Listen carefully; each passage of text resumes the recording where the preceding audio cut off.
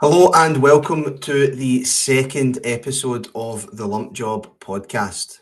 Before we get into things, I'd like to just take a brief minute to thank everyone who listened and supported the first episode. Since launching, we've had over 400 views and listens across YouTube and Spotify, and that genuinely has exceeded our expectations. We've also been delighted with the amount of positive feedback that we've received already. So a massive thank you to everyone that's taken the time to listen, subscribe and share the podcast. I'd also like to give a special shout out to DJ Ross Watson, who created our intro jingle at the start. We've had plenty of good feedback on that as well. We do have loads of plans for the podcast and we do want to make it the best that it can be. So with that in mind, can I please ask everyone to subscribe on the YouTube channel, rate the podcast on Spotify and give us a follow across our social media accounts at the Lump Job Pod. We love healthy debate on this podcast and sometimes even unhealthy debate when it comes to it. So if you agree or disagree with any of the panel's views, please feel free to let them know in the comments. We did see some comments off the back of the first episode, but we would definitely love to hear from you even more. On this episode, we'll briefly review the picks from episode 1 before we turn our attention to the World Cup group stages. From there, we'll be discussing a range of betting angles across the groups with a few absolute crackers lined up that we think offer some serious value.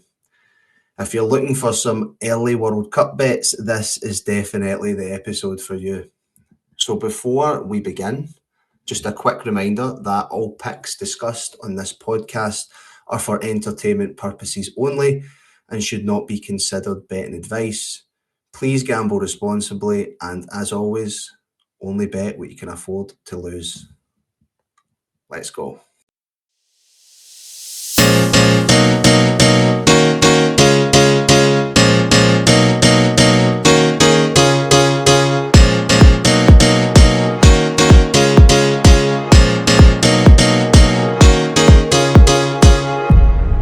You are now listening to the Lump Job podcast, where every match has its price. Hello and welcome to episode 2 of the Lump Job podcast. I'm your host Connor and today I'm delighted to say that I'm joined by a full panel, and that is Steve, Andy, Fraser, Corey and Chrissy. Lads, how you doing? Not bad, my man. Good to be back. Good to be back, Chrissy. Boy, missed you, but you were on a few of the trial episodes, but you're back with a bang. We'll start this podcast just like we start every podcast, right? We'll do a wee round table, see if anybody done anything interesting at the weekend. No interesting. What have you all been up to? You got a good story this week, Fraser? Nah, mate, quiet this weekend. No daft stories. Disappointing. This is your Champions segment. League final takeaway, couple of beers, that was it. I know, I was the same. Nothing wrong with I rate the 5 o'clock kickoff. I did like that. I absolutely did not. No. And Four Wayne's run a bit loving him. Well, I had watched it and then had a few beers and made a Thai curry after it. It was decent. Lovely. Thai curry for scratch. I don't know if he's ever made the paste in that before. We bit of lemongrass, we bit of Thai basil, the lot.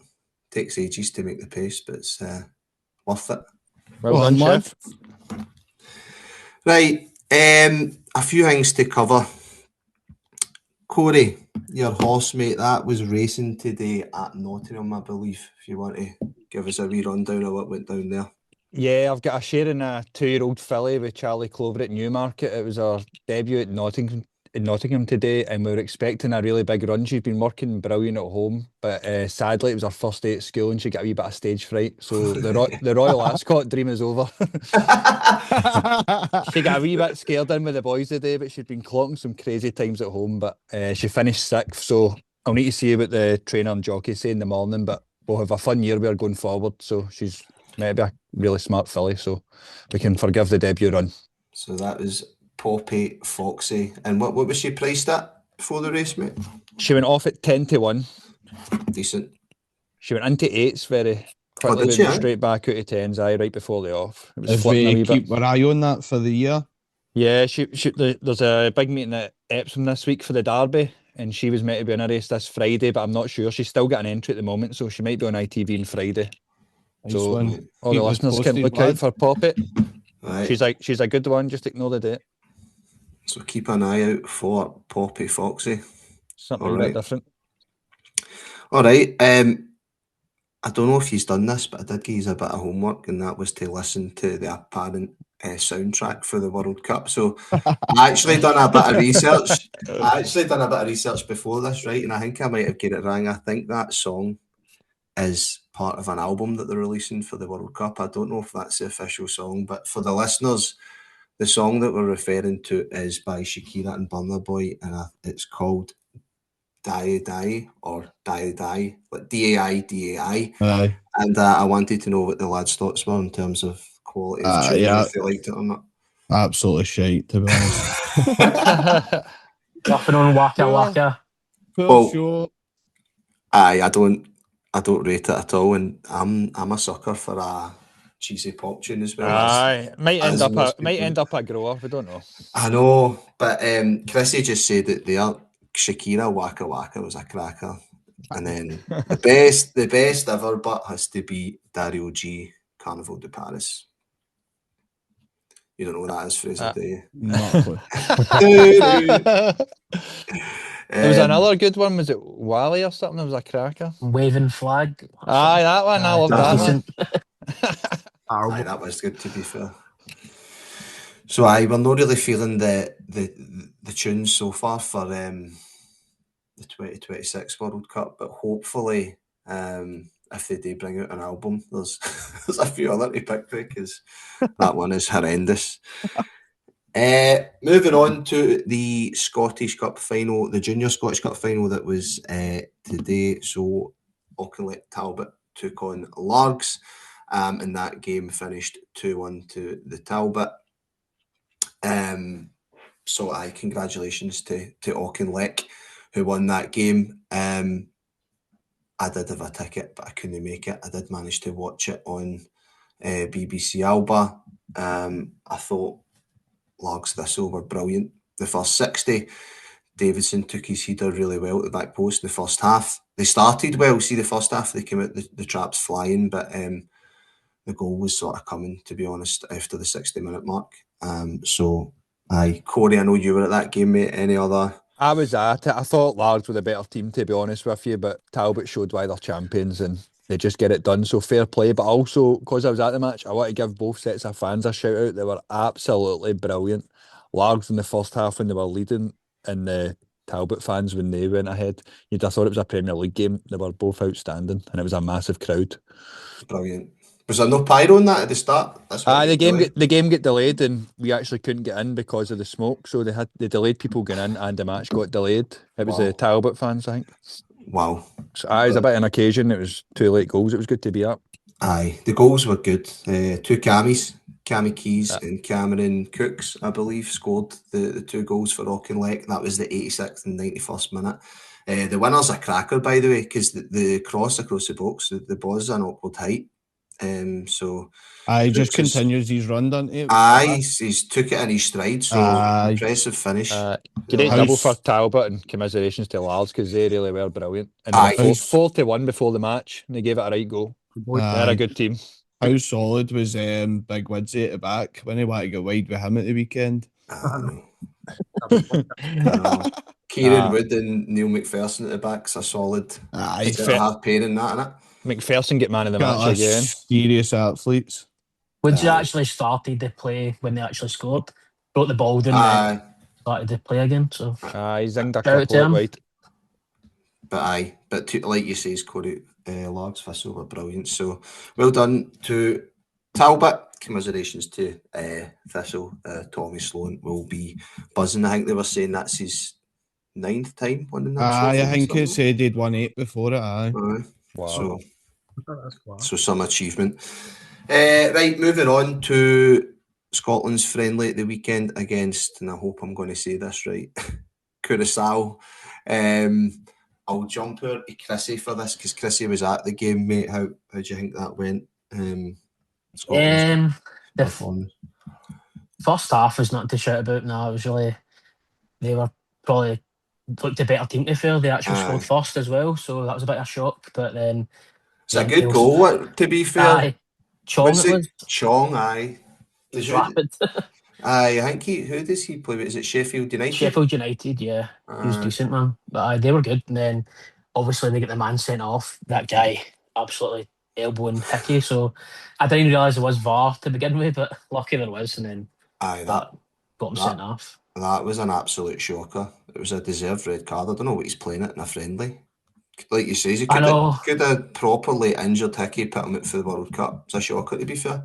Then obviously Gilmore got injured in the first half. That was brutal. But the goals, Shanklin's goals were class. He was brilliant, I thought. And obviously Curtis as well, coming on instant impact. I think he came on and he scored like 2 minutes later. So that was decent. So Gilmore is out now. It's a knee injury, I think. I think that's a massive blow. I think I touched on it last week on the pod. I actually fancied him to start. I think he gets the best out of McTominay and McGinn were best players. So I think that's a massive blow for us. As I agree, mate. But I think it is Fletcher in his place, Tyler Fletcher. Obviously young, hungry. Lennon Miller might feel a bit hard done by when he's seen that injury come out. He's probably thinking I could be in my shout here, and then it goes to Fletcher. But Fletcher looked good when he played in that game, but as you say, I thought Miller would be the first name, the first reserve sort of thing. But no, we'll take Fletcher anyway. Looks good player.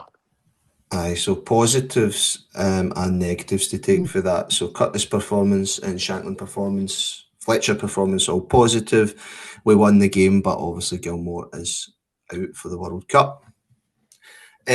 Just last wee point before we start reviewing the bets from the first episode, the French Open. So the two defending champs in the male and female competitions are no longer in the comp. Well, Alcaraz couldn't defend it due to his injury, and Coco Gauff has also been knocked out the female tournament. So I wanted to get any of the lads' thoughts on who they fancy to win the tournament. I think there's quite a few big hitters that are been knocked out so far in the French Open. So you've had Djokovic knocked out, Sinner knocked out. So who do you fancy to win the male tournament? I'll go with this. Zverev should win it. He's obviously never won a major, and this is finally his big chance to do it. He's lost the French Open. He was 2 sets live up to Alcaraz in the past as well, so he's surely going to get this done, or he's going to need to chuck it. And then I think there is a bet in the women's draw.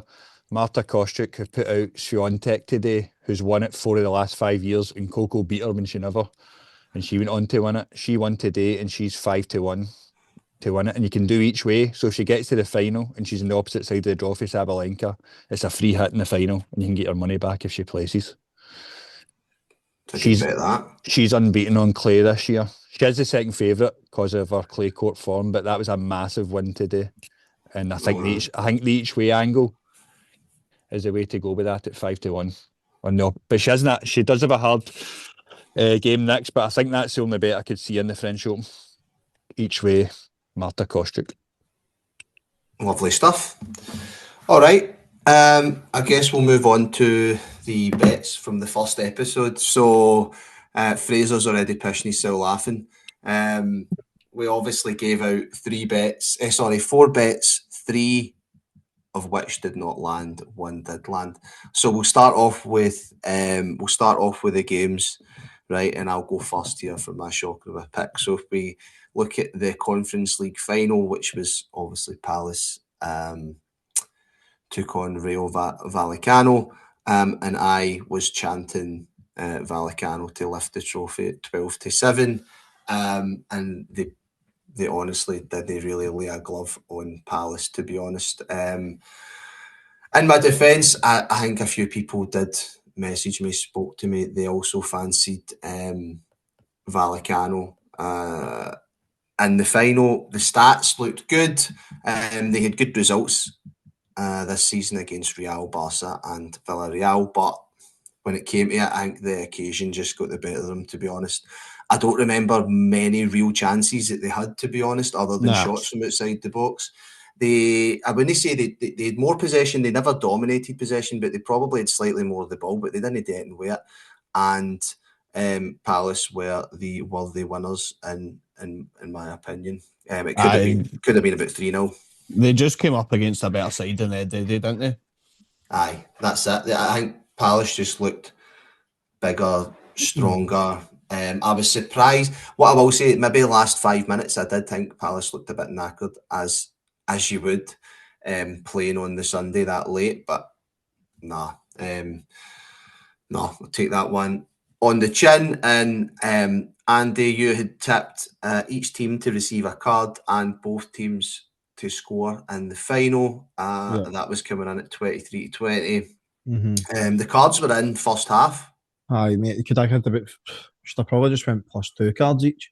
I think they get 3 and 4 each, you know what I mean? But obviously the Vallecano had scored in the last 10 matches, and for them not to score on that, you're just like, the way the game was going after the first 25 minutes, it was like, you couldn't see them scoring. Do you know what I mean? But Palace were just too strong for them, so the bet ended up falling.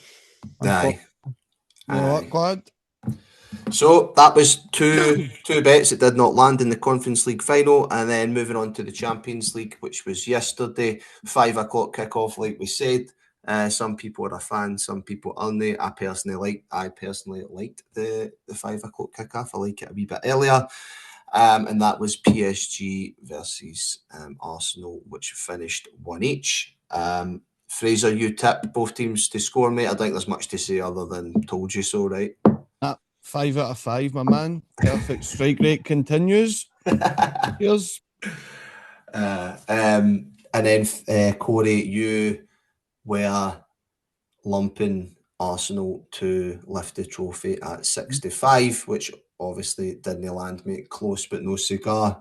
But your stat, what was your stat again that remains? The stat I picked is why I went with them because their defensive record, and as much as it wasn't a good game for the neutral, their organisation was incredible. But the stat was Saliba and Gabriel haven't conceded a goal in open play in Europe since April 2024, and that still stands because it was Dembele penalty and then a penalty shootout.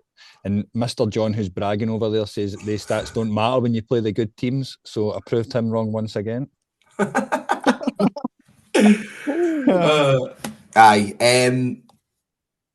I think Arsenal played well defensively for most of the final, but obviously they scored too early and the better team won. And the better team won. I was going to say the better team won. Do we want to speak about Ez's penalty? I know a few people only happy with it, but I don't think you can be that nonchalant in the Champions League final, though. That's his style. Just get your laces through it, as Gerrard said. Didn't even hit the target. And it wasn't. He was 5 yards wide, by the way. Not even 5 yards. I know Gabriel was as well. I was going to say Gabriel was over the bar, wasn't he? 10 yards. Laces through it over the bar. See, when you do that starter, you've got to commit the keeper and be good at it. The keeper was just standing there like, what is he doing? Just waiting on him. Do you know what I mean? Aye. But we'll move on. It was a flip of a coin. I was unlucky. Okay. Right. We have covered off the bets for the last pod, and now we are into the episode 2 bets. And I must say, we do have some absolute crackers lined up. A good range of value bets. Some of the prices here are brilliant, to be honest. So without further ado, we will get into it. So just firstly, before we speak about the bets, all of the bets in this episode are trying to take a little bit of a different angle on the groups, and to try and have some early bets on the group stages without selecting match winners. Obviously, episode 3 next week will include match winners. That's when we'll try and get a few singles, doubles, trebles on teams to win individual games. But for the purpose of this pod, we are taking a few different angles in terms of group bets. So I think group winners is a good place to start. And Fraser's going to kick us off there with his bet, which is the first bet of episode 2. So I'll just run through it, and then after it, you can let me know what you think. I've got a group winners favourite coupon priced at 92. I mean, it's not really a tip, but it's just a bet I'll always place in the big international tournaments. So I'll start off with Brazil to win their group. The biggest threat for them is Morocco, as Andy will come to tell me. However, I think Scotland will take something off Morocco, to be honest. I'm confident in that. And I think Brazil's got too much for Morocco, to be honest. They're a serious outfit. Gabriel and Marquinhos at the back. Their midfield's definitely a bit weak. Can't argue there. But the front line with Vinny, Rafinha, Cunha, Endrick, they'll just be too much for that group, I think. Secondly, it'll be Spain. Their biggest problem's Uruguay, but I don't see that being too much of an issue. France is the third pick. They've got a tough group with Senegal and Norway, but I think we've discussed it in the previous pod with Mbappe, Dembele, Olise. That'll see them through the 3 games, pretty confident in that. Argentina, they've got the easiest group at the lot. Connor, have you got the group there?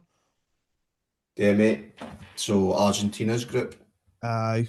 Algeria, I've just Austria. wrote easiest group of the lot. Aye. So They've got Argentina. Algeria, Austria, and Jordan. Cheers, Chris and mate. Aye, there's Thank no you, Chrissy problems boy. there at all. Portugal's the 5th pick. They've got a tough one with Colombia in the group. I think Colombia's got Diaz and Suarez for Sporting. They're definitely no mugs. But we spoke about Portugal's the midfield. So I think they'll be fine in the group. I think come the latter stages, Portugal's attack will be their downfall. And the last pick's England. Their biggest problem's Croatia, but they've got an age inside Croatia, and personally, I don't think they're up to much. So actually 6 teams there to win their groups, priced at 92. That was 365.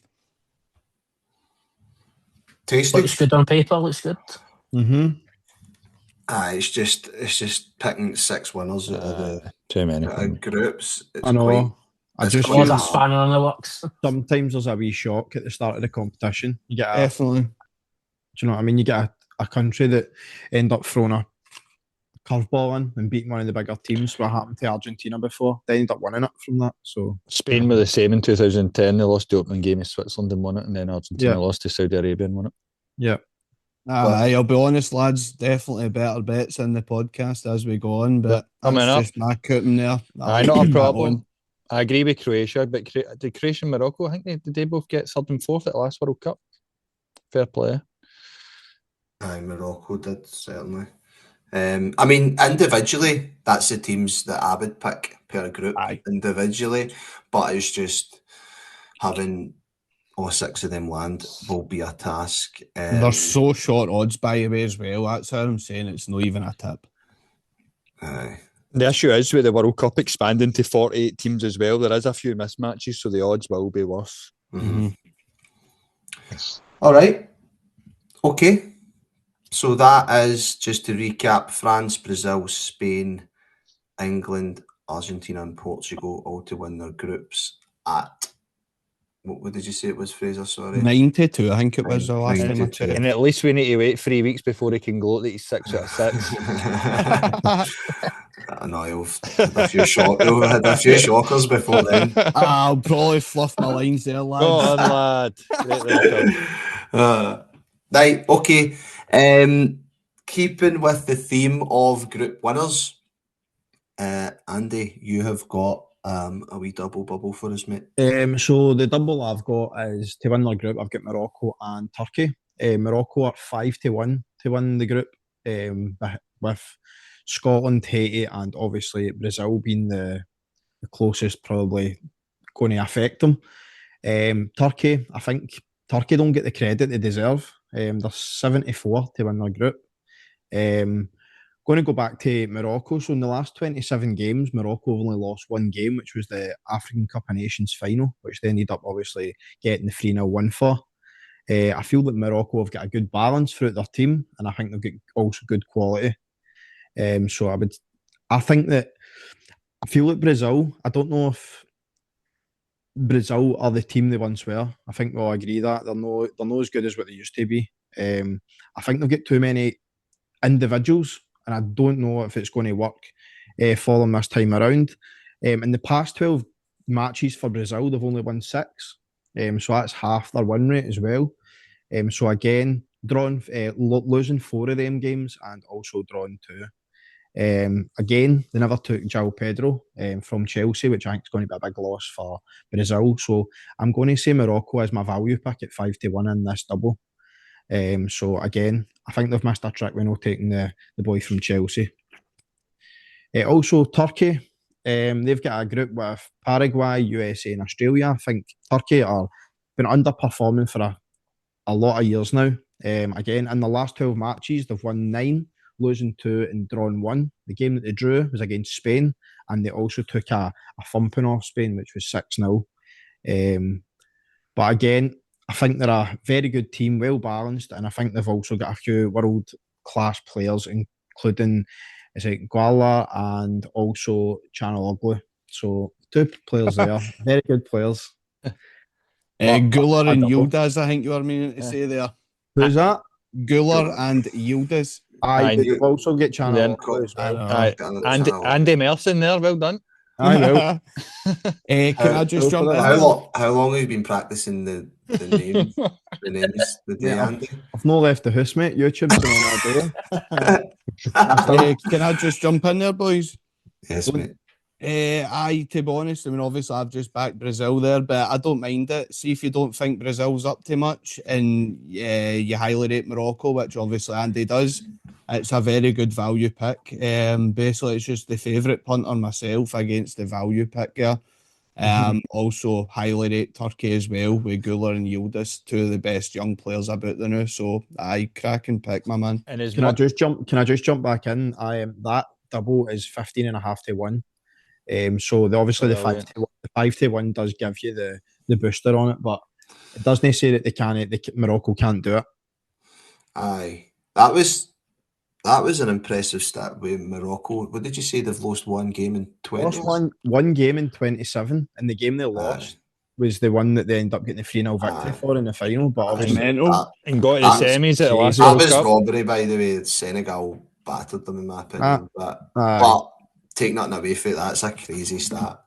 Man. Also, Turkey got to the quarterfinals at the Euros. I know they have been underperforming maybe in the last 6 to 8 years with their squads, but they did get to the quarterfinals at the last Euros. I really rate Turkey, which will become apparent shortly when I speak through some of my bets. But only concern, I'm not sure about them. I don't think it's easy to beat America. I don't think it's easy to. I would put USA as a favourite of winning that group personally, but the values there, Andy, 15-1 for Morocco and Turkey, that could easily land. It is close, but I would probably just lean the USA to win that group personally. No, that's understandable. They are one of the host countries, so usually the hosts do well. So I can't argue with that also. Okay, so that is Morocco and Turkey both to win their groups at 15-1 from Andy Boy. Right, moving on to the next group winners style bet, and that is from myself. So let me just get my notes up. Once they load. So my bet is going to be, it's a treble, and I'll explain the bet a little bit, right? So it's a treble group dual forecast bet. So across 3 groups, I've picked 2 teams that will finish both first and second. It doesn't matter what order they finish, who's first and who's second, as long as both of them are the top 2 in the group.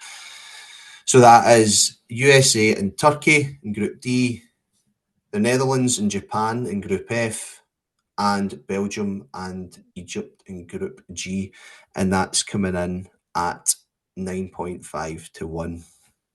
I appreciate that I've got I've got 3 groups, right? So that you could try and analyse 12 teams. I'm not going to be here all night. You'll probably fall asleep if I was to do that, but I'll whiz through some stats and let you know my thinking of why I've picked this bet and why I think nearly 10 to 1's good value on it, right? So if we take the first group, Group D, and this is kind of where I'm coming from to my previous point on, or the counter argument for Andy's pick, right? So USA and Turkey to finish first and second, either or. Obviously, America are one of the home nations, so they're going to have the momentum for the atmosphere, all the fans behind them. They've got an experienced manager, so Pochettino is the man. Obviously, plenty of experience there, and then their squad's packed with top players, all part of clubs that are top European clubs. McKennie at Juventus, Pulisic is Milan, Weahs at Juventus, Adams at Bournemouth, Richards at Palace, Dest at PSV. That's just to name a few. They've got serious firepower on their squad.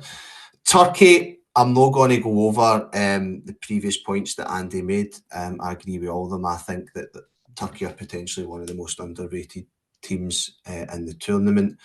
Gula, Yildiz and Kanaloglu, all top quality players. And then obviously that's to beat Paraguay and Australia. Paraguay, I think, will be competitive, but looking at their squad, I don't think there's any individual superstars in their team.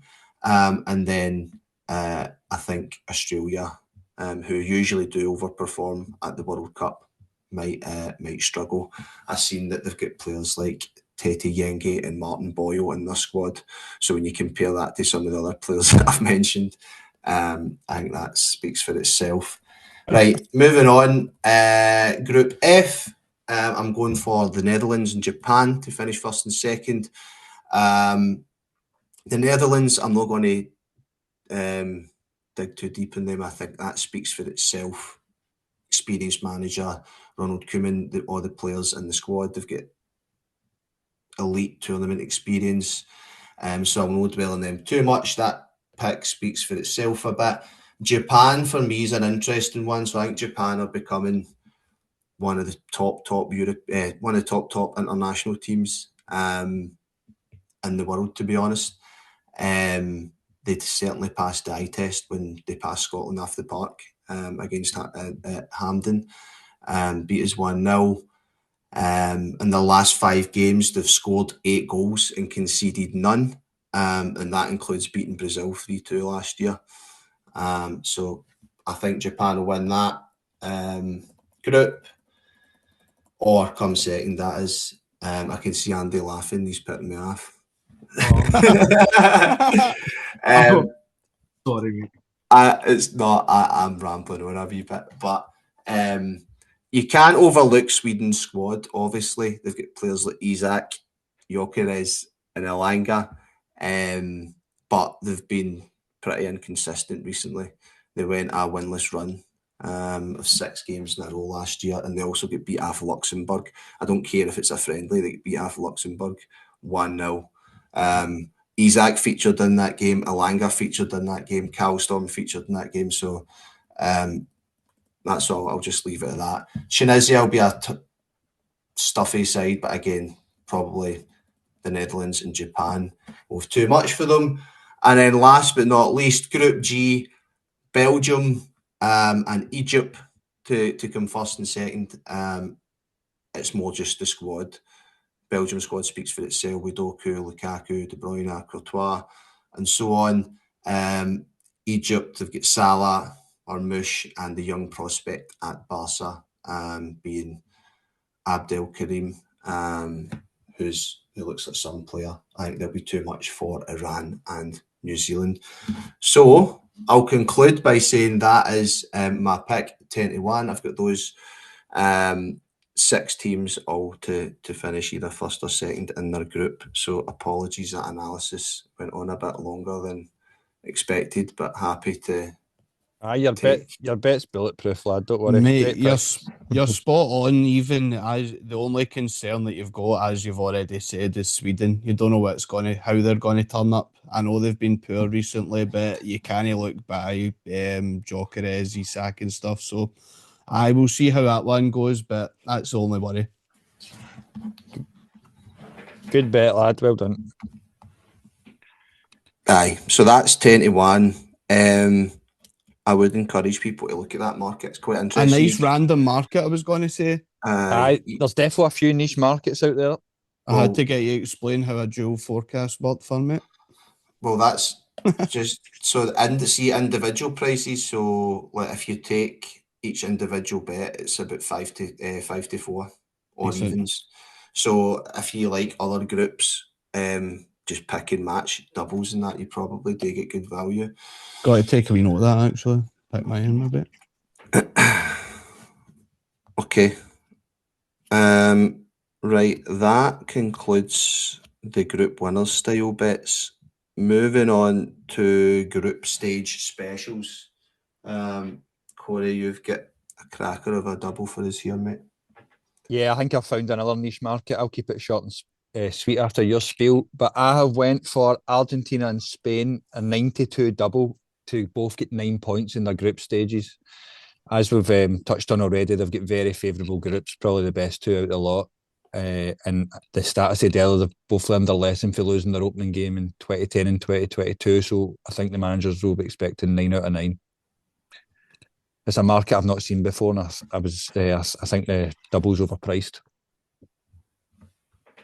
Aye, I find it hard to counter that, to be honest, because I think the fixtures, suit that bet as well, because Spain's fixtures, the last game is against Uruguay, so you're probably expecting both teams, both Spain and Uruguay, to be on 6 points. Then when it gets to the last, Spain are bringing in Ferran Torres, etc. You know, it's Uruguay are the team they used to be. So, aye, you're expecting Spain having to want to win that last game, and then the last game for Argentina is Jordan. So, aye, I find it hard to counter that. Don't know what anybody else thinks. Rate it. Good bet. Before I delved into it, I didn't even think you could do this market. I think it's a cracking double. So I heard the boy in work maybe led you to that market, but fair enough. Nothing wrong with that. I listened to you and I'm 5 out of 5. It's 92, I think. Is that right, Corey? 92 double. And the market's actually called exact points, I think. So you can bet on them to have 7 points, 6, 5, but obviously that's the 5, and they're both odds against. I think it's 13-8 Argentina and 11-10 Spain if you're having a single. Is that all bookies, Corey, or is that specific? That's 365, but Sky Bet do it as well, and I think William Hill might do. So the big players are doing it. It's a cracking double, mate. But cheers, we'll move on. Thing is, you just can't afford a slip up many games. I know, but no margin for error, but you're playing Jordan and Cape Verde. No disrespect. That Cape Verde just beat, I believe it's Slovakia 3-0 in a friendly. Yeah, it was. Serbia. Well, no touch on it, but these Cape Verdes. Serbia, sorry. Serbia it was. The team Scotland played at the weekend in Cape Verde, they're probably good freeze bets, to be honest. Could be 4-5-1 these games. They're right up for it in the first 40-1, 40-1, get a wee goal at the traps. Burn themselves out, potentially. Right, so that's Argentina and Spain to win all games, i.e. to score 9 exact points in the group stages, and that leads us on nicely to the next bet for the group stage specials, and that is myself, and that is Haiti and Iraq to score 0 points in the groups, i.e. to lose all 3 games, right? The analysis on this one's pretty straightforward. It's purely just down to the fact that both teams have been landed in absolutely brutal groups. So everybody knows what group Haiti are in, and that's Group C, obviously, with Scotland. I think we spoke about before, we all fancy Scotland to beat Haiti and we fancy Brazil, Morocco to beat them and all, finishing with 0 points.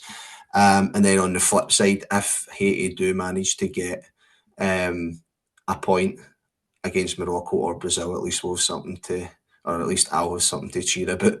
My bet will be fucked, but it will benefit Scotland in the groups.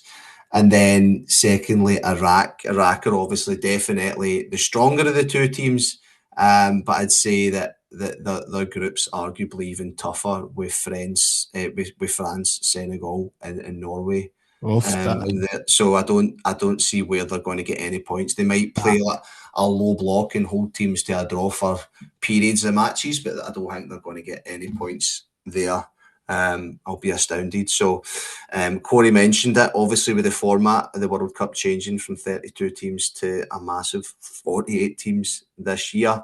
I think there's teams in the World Cup that definitely wouldn't be there in previous World Cups, and I think these two teams are on that list. And then just quickly on that, so that double is 3-1 for Haiti and Iraq to score 0 points in the groups. And then I've also doubled this up with Corey's double bubble. Before I heard these analysis, I seen it in the chat. I was like, I need to include this onto my bet. So the quad being Argentina to win all games, Spain to win all games, and then Haiti and Iraq to score 0 points. That quad's coming in at a handsome 22-1. Wow. Decent odds. That's a great bet. So aye. That's all the Iraq listeners turned off though. Sorry to our friends in Baghdad. So aye, that's it. If you like the double, it's 3-1. If you like the quad, 22-1. Superb. I'll be sticking that on. Okay. If there's no more points on that bet, we can move on to Steve, who's got another group stage special. I've never seen a bet like this in my life. So Steve, Same. Steve, let's hear it, mate. So, like you said, there wasn't much value when you're looking at group winners and teams to finish bottom. So I've went for Scotland, Ivory Coast, Saudi Arabia and Algeria all to finish third in their group. That's coming in at 15.25 to 1 on Paddy Power. I'll give you some stats while I'm thinking this way. I'm trying not to talk too much. But like you say, Brazil, Monaco, they'll probably finish first and second. I think everybody will beat Haiti. So that leaves Scotland in third. Like a no-brainer. I think Group E, Germany look standout team for that. I think they'll win. Then Ecuador, the last time they get beat was in the 7th of September 2024. Since then, they've had 7 wins and 11 draws. So I see them finishing second. And I think, who are they? Curacao. I think everybody will beat Curacao. So that leaves Ivory Coast in third. This one's a bit tighter. Initially, I just remember that Saudi Arabia, like we said, beating Argentina that opening game. So I just fancied them to finish third, but I think it'll actually be quite close between them and is it Cape Verde? Cape Verde, In that Uruguay. Uruguay. So I think the two teams, I think Uruguay, what's the other team in that, Spain? Spain top. So I think they'll both get beat after A2. Then maybe draw. I think Saudi will probably have better goal difference. Let's concede less to the A2. That put them into third. And then Group J, I fancy Algeria to finish third. They're quite close with Austria in ratings. But I think maybe a wee bit of European bias, but I think Austria are playing harder teams. They both finished top of the qualification groups, but Algeria weren't really playing much. I think the highest ranked team in their group was sitting 80 ranking. So I think that might be a bit close, but I fancy Austria to come out on top on that one. That's Right. a wee side note as well. Three of the teams that I think will get beat in the groups every single game, for them all to lose 7.25. The treble, that's Haiti, Curacao and Jordan. Aye, Nice. rate it. So the pick is Scotland, Ivory Coast, Saudi Arabia and Algeria all to finish third in their respective groups. And that's 15-1. I rate it, to be honest, mate. The only one I would maybe, I don't know about Ivory Coast and Ecuador. I know Ecuador are a sturdy team. They drew a lot in the qualifiers. I think somebody says They don't concede much. they don't concede and they 11 draw. draws. Aye, they've got Hinsapi and Pacho at the back with Caicedo playing just in front of them. They're solid. Did they not concede 4 goals in 18 games in qualifying? Something like that. That's crazy. That's wild, isn't it? Finished second in that qualifying, just Argentina ahead of them. Aye, for me, Ivory Coast and name's tossing a coin for second and third, so I don't mind it. Algeria, I've not got a clue, to be honest. Scotland, good bet. I watched a lot of the AFCON. Ivory Coast give up so many chances, and Ecuador do the complete opposite. So I actually think that's a good bet. Aye. Looking at the groups, definitely who you would go for third, but aye. Definitely the most amount of random markets bet in this of World Cup are crazy. Aye, that was a cracker, Steve. Well played. Aye, well I found. know, like you say, I think you look at the groups and just a lot of people would say, aye, they'll finish third, but never really actually thought to bet on it myself. So, no. Good bet, mate. Well done. Good bit of value. Brought it to the masses. Nice one, Steve, my man. Right. Right, speaking of funky bets, next one's a bit funky, but I seriously rate it. Best one, yeah. Fraser's obviously a fan, and that's coming from Chrissy boy. Chrissy, do you want to tell us your bet? So I'm backing 3 of the strongest teams in the tournament to reach the World Cup quarter-finals, and that is France, Spain and Argentina, and that's just over 5-1 on Paddy Power. So because of the rankings, the 1, 2 and 3, I believe, in FIFA, they're seeded in the groups, so they'll avoid each other until the semi-finals if they top the groups, which we'll expect them to, going by all your stats. So I think it's a good bet, and 5-1, it's decent odds, better than I thought, to be fair. Aye, that's a cracker.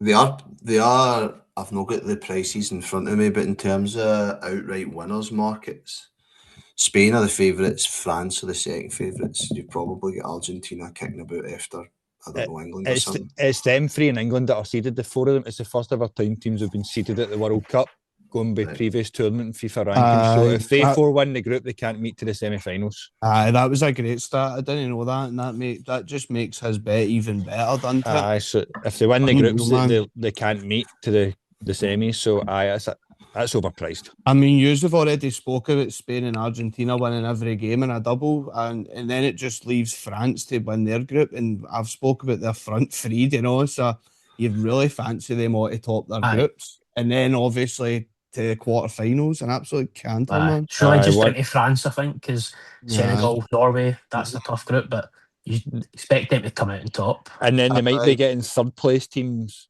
in the last 16 as well. So it's a great bet, actually. As you said about England, Corey, if you want to add them, they're 8-11 to reach the quarterfinals. If you put that in a quad, then that's 11.5-1. But I won't be doing that. I won't be doing that for obvious reasons. No, there's no need to add anyone else. That 5-1 meal, mate. That's tasty. Right, compelling argument for Chrissy boy. Mic drop moment. I like that, my man. Back with a bang, Christopher. Right, goal scorer markets. Obviously, the last episode we touched on Golden Boot specifically for the tournament, but we're going to take a slightly different angle Still related to scorers, but a few different angles to look at. Fraser, you've got... Aye, so I've got a team top scorer, quad on. So it's going to be Lukaku for Belgium, Kane for England, Mbappe for France, and Ronaldo for Portugal. That's priced at 12-1. I'll just run through a couple of quick stats for you. Lukaku, Belgium, 89 goals in 124 games. World Cup record, 5 goals in 12. Euros, 6 goals in 14. He's been the main man for years there, only recognised striker. The only problem is his fitness, which I'll touch on a bit more later. Kane, best player in the world, 61 goals in 51 games, sorry. That's quite short odds. That's just been added in because it's a guarantee. Mbappe for France, he's 1 goal away from Giroud's all-time record, and his World Cup record's 12 goals in 13 games. That was short odds. It's pretty much I say it's a guarantee, but then you've got that front three. I've just added it in personally. You could maybe get a bit of value picking one of the other front three. And lastly, Ronaldo. It's a tough one because he's been in Saudi for the last few years, so you don't know what you're going to get for him. But he did have 28 goals in 30 games in the Saudi League last year. So he's obviously still banging them in. And his record for Portugal, 143 goals in 226 games. It's wild. So I actually fourfold there at 12-1. I quite fancy that. More than my favourite couldn't to win the groups, to be honest. Aye. That's your 4 main men, that are, especially the Lukaku. When he says the only recognised striker. Even he's mentioned about his fitness, but that will be coming back. I think he's been training quite a bit. Aye. Right. Team for Belgium was, I know you're saying about Lukaku, I think he's a bit injured though. He's not really played this season. So Doku's 71 for Belgium, top goal scorer. And he scored 5 in the qualifiers. Just second behind Kevin De Bruyne. Good saver there with Doku then, aye. Just Lukaku's not looking too good in the friendlies. Might go for Doku. Mate. I wonder if you put Doku in that quad, the price would be wild. Right. In place of Lukaku, it would be, definitely. I'm going to wait and see what the friendlies are like, because I actually fancy Lukaku like in the top scorer market at 33s, but I'll touch on that later. Right, cool, mate. So you want to cover? Do you want to cover that now, Fraser? You want the each way market? Aye, sound mate. So the top scorer each way market, you can get top 4 and it's a quarter of the odds, which I didn't really know about. I don't know if many people did, to be honest. I've got a couple of picks here and I'm waiting to see on the fitness of Lukaku, but he's 33-1. I've already touched on the stats there. He's the group stage. He's got Egypt, Iran, and New Zealand in that group, so he could bag a few before getting into the knockouts. Obviously, the only problem is his fitness, but I think he's been back for injury. And he's been the managers came out and said he's got 5 weeks to get him fit. So we'll see how he goes in the friendlies. If he plays most of the friendlies, I think I'll be having a bet at Lukaku 33-1 each way. And that turns into 71 for a top 4 place. Julian Alvarez is my other pick here. Argentina definitely have the easiest group with Algeria, Austria, and Jordan. He's only scored 8 goals in 29 La Liga appearances. That's no great, but since going to Atletico, it's been 49 goals and 106. So I think we can say he's took a step up since signing for City, to be honest. It's just a tough one because Martinez and Messi are shorter odds. This is just value picks to finish in the top 4, I'm thinking. I rate it. Like Alvarez as well. I think he'll be Argentina's top scorer, to be fair. Do you think so? Aye. Good bet. I think so. Depending how What's many he about penalties 72 Messi to be? gets. Say that Alvarez again. about 72 for Aye, 72. Argentina's top goal scorer. Aye, Messi's even, Aye. he's 72, so I think he's better. My issue with Lukaku is if the group is quite easy, then they might not even need to play him in their games and save him for later. I don't know about that, man. You're not taking risks at I all. know. The World Cup, you're going out. Right. It doesn't matter if you're playing, who did we say? Haiti or Iraq or whoever it is, you're playing your strongest team to go 3-0 up start, especially with goals. So probably more chance than starting. Just if they have to Take him off if he's fucked. just if they need to nurse him into the tournament, but hopefully he's fit and he's a good bet because he always does do well at the major tournaments. I know what you mean. Maybe it's mere injury related, Corey, and you're nursing them in. Fair enough. Start somebody else. By the way, that's where obviously underachieving Belgium squad are the last while. Aye. I think we can all agree that teams should have done better at big tournaments. Aye, they've kind of underperformed recently. 100%, mate. So that record when underachieving teams, class. Okay, cool. So that's Lukaku, top goal scorer for the tournament, 33-1. You're looking to potentially back that more for the each way angle for a bit of cover, and then Alvarez also a shout 25-1. And did you say the each way bet covers what, top four? Top four, mate, aye. Right, superb. Okay. Oh, I just Grant Hanley.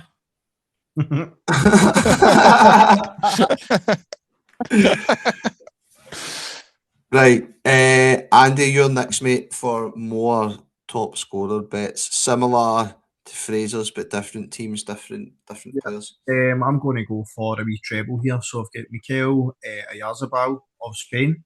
I've also got Patrick Schick of Czech Republic and Victor Gyökeres of Sweden. I'm going into obviously the groups. Czech Republic are playing Mexico, South Africa, and South Korea. So I think there is goals at for Czech Republic. I think they will score a good couple of goals in their games. Also, Spain's group, as we've spoken about, is a bit easier. I think if the boy starts, if he starts up front a good couple of games, then he will score. He's their main man up front. Basically, Oyarzabal is 14-1 for to get the top goal scorer of the tournament, which I was going to put money on myself. But I would say as a treble, with top goal scorers for the team bet, I would say that was more appealing for me. A wee bit about the players and how they've done this year. So you've got Real Sociedad, who Oyarzabal played with this year. He came 10, so they struggled this year, but he scored 15 goals in this season for them, which is not a bad return for a team that's struggling. Also in qualifying for Spain, he scored 6 goals in 6 appearances. Tells me that he's definitely got it in him to bag a few goals. I'm just going to move on to Patrick Schick. So in qualifying, he scored 5 and 8 for Czech Republic, and also 16 and 28 for Leverkusen this season. So he is a steady player, and he's their main man as well. Also, Victor Gyökeres for Arsenal, 14 and 36 games. He's also been basically said that he's not really had a cracking season, but he's still scored a few goals for them. His closest to him is Isak, who's been out injured all season, so I can't really see anybody troubling Gyökeres for the top goal scorer for Sweden.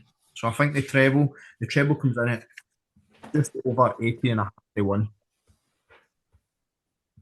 Okay, so that's Schick, Oyarzabal, and Gyökeres. Yeah. Gyökeres, to be top goal scorer for the respective countries at 19-1. I'm just trying to check Czech Republic's group. Group A, Mexico, South Africa, South Korea, and you also get Czech Republic there, so you can see him maybe getting a few in there. I like that pick. I think Oyarzabal, however you say that, he's up. Yamal, if Yamal turns up in this tourney, yeah, that bet's done, innit? Yeah, Miles meant to be out the first 2 games. Is he? Because he's still injured. Oh well. But Might turn into a great bet then, Andy boy. I think the thing is with Spain, but goals can come from everywhere. or everywhere. Do you know what I mean? The thing is, see the Czech Republic boy, Sheik. Well, he turns up for all these competitions. He does. He's good. 3 solid strikers there. Jokeries, man. He can't rule that guy out. Did Sheik no score against Scotland in the Euros? Aye, did me. Aye. Halfway, I think. It was a peach. I can remember. I dare it. I've always rated him. Aye, same. He's a good player. I don't mind that. Jokeres. Aye. It's only a cheap bet. It's so. Aye, I know. Isaac's been out injured, mate. If Isaac was flying, then you're obviously taking him. But yeah. I don't think he's been the same since his injury. No. To be fair, I was surprised Isaac even made it back this season. I was expecting. See, to be honest, but you could look at it from another angle as well. You could say Jokeres, who's had a long season playing the Champions League final just there, won the Premiership. That's a long season for him. And Isaac's came out an injury. He'll be more fresh. I don't know. It might be a daft way to look at it, but it's just another angle. See, Gorky, he hasn't started the last 3 games for Arsenal as well, so he's going to be fresh. And he scored a hat-trick in the playoff game to get them to the World Cup. And Havertz has been starting over him, and Jesus in the last game of the season. Fair enough. He has come onto a game, definitely. I do fancy it. The only concern for me is Jamal, but you've just basically had a month off in the run-up to this World Cup, which is going to help him. Fair enough. Quite rate it. There's some big odds for team top scorers, so if anyone fancies something else, it's worth a market worth looking at. Aye. No, definitely. Right. I've actually got a wee double for team top goal scorers. It'll be Alvarez, like was touched on, and then a bit of a left field one, Eldor Shamurdadov to be the top goal scorer for Uzbekistan. Some player him. He's 3-1. That's getting clipped. The only worry would be I think they might not score, but if they do, it'll be him. Who does he play for, Stephen? Love that. Roma. Basak here. He played with Roma, didn't he? Roma. He was actually the top goal scorer in the league this year. Was he? 22 goals. Aye. Off Stevie boy with a fucking topper, man. Wait a minute. We need to reconfirm this. Sorry, Steve. What's the guy's name? I want to know this. This could be the Eldor Shamuradov. Right, top goal scorer of Uzbekistan. Aye. For Uzbekistan, aye. 3-1. Superb. Does he have the pens? And you reckon they'll probably get put out at the group stages, so scores 1 goal. Probably that's that, probably in. Just waiting on Alvarez. They might get a penalty with VAR or something, a stupid handball, and that's him, top scorer. Add Sal on at the last World Cup, and they scored 1 goal, and it was him with a penalty. Class. Seriously rate that, Steve, my man. The double's 15-1. Class. With Alvarez. Hero. Wow. You'll probably get it, and Alvarez will mess it. Right, so that is a double at 15-1 Alvarez and that guy's name that I'll put in the description for the episode. Brilliant stuff. Right, I've got a note here. I've not got stats, and I've actually not done this bet, but I just thought it was a good price when I seen it. I'm just going to mention it. Shankland to be Scotland's top goal scorer, 11-2, just because I think after scoring twice at the weekend, I think he will start the games. He's just signed for Rangers. He's going to be full of confidence, and he took his 2 goals extremely well. We don't need to hit you about the stats of how many he scored in the league this season. So I just think 11-2 is massive to be Scotland's top goal scorer for Lawrence Shankland. I think the whole of Scotland wants him to play, but I think reality is he's going to start against Haiti and then he's not going to play against Morocco and Brazil. I think he'll go one up top. I do, mate. I think he'll go one up top against Morocco and Brazil, and it'll be Adams. Just for the dirty work he does. I think that's where we're going to get our goals against Haiti, so it's still a good bet. If he scores against Haiti, you can't drop him. Aye. I just think he took his goals well, so it's either between him or McTominay, but higher odds with Shankland there. Like Aye, the odds are cracking that. I just thought he'd be short on that. Right. I think odds, and that's maybe why, because he might not be guaranteed to be starting every game. Right, okay. We'll finish off with one more. You could call it a long shot, but it's an absolute cracker, I bet. Corey, I'll let you take it away, mate. I think I've saved the best for last here. It's a whopping 100 to 1. Arda Güler to have the top assist in the tournament, and that will be each way. They've got a favourable group, as we've already talked about. They've got Paraguay, USA, and Australia. He get 4 assists in 7 games for Turkey in the qualifying campaign, and he gets 13 for Madrid that season. So I think it's a cracking bet at 100 to 1. It's only 100 to 1 because it's for Turkey. But at the last World Cup, there was 5 players joint top on 3 assists. So he only needs 3 assists, and he's going to probably have at least 4 games to do it. He takes all the set pieces. I think it's a crazy bet at 100 to 1. What's the each way market for it? What does the odds do? Top 4. Quarter of the odds. Quarter of the odds. So if he places, it's 25 to 1. It hits every corner and free kick, and he's brilliant from open play as well. In La Liga this year, Lamine Yamal only created 1 more chance for open play, and he actually played 250 minutes more. Mate, that's class, because see, when I was looking at the top scorer markets, I was looking to try to find a wee 100 to 1 shot so he could get into the top 4. But there you go, assist. I was getting right. Market, but it's good bet. I was getting right through. I know it's a very niche market, but I was getting right through it. And Eze was 60-61, who's probably not even going to play. And Güler, who's going to take everything for Turkey in an easy group, is 100 to 1. I'll be putting a wee 5 on that each way, 100%. I'm already on it. You usually get 2 in the one game as well, so that's it. And he became the 3rd teenager ever at the Euros to score an assist in the one game as well after Ronaldo and Rooney. So he's already done it at a major tournament.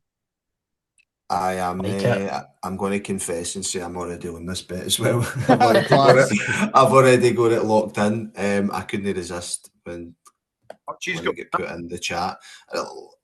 I've pulled it up here, right, outright top assists. Some of the players they are getting a much lesser price on is insane, I think. Like, who have you got here? Declan Rice is 33 to 1. Wirtz is 20 to 1. Endrick 66 to 1. You're getting Güler at 100 to 1. I just think guaranteed to play, hitting set pieces. I know, Corey, you've nailed it with that one, lad. Aye, and 100 to 1. Unbelievable. Aye, definitely. So when this podcast comes out, the price might be down to about 20 to 1 by the time you get to it, so get on it fast. 365, and even with 2 you might get a place, but 3 you'll definitely win the money. So it's a cracking bit. Go on, lad. Absolutely superb. And that concludes it for the bets of episode 2. A few absolute crackers in there. I know there's quite a few. I would usually recap all the bets. I'm not going to bother going through. I'll put a few notes in the description to summarise what style of bets and what the bets are for people that want to go back and have another listen. But that concludes episode 2 of the Lump Job podcast. Lads, it's been an absolute pleasure. Thank you very much. Cheers, lads. Cheers. Cheers, see you later.